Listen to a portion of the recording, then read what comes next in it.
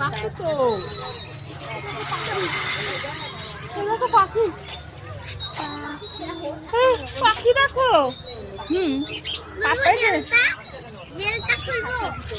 জেলটা খুললে তোমাকে পিট পিট দিয়ে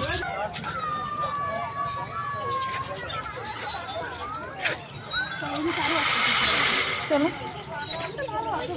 হ্যাঁ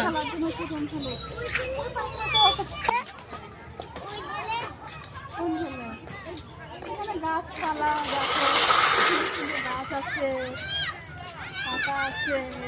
ওটা বাথরুম ঘর আছে একটা।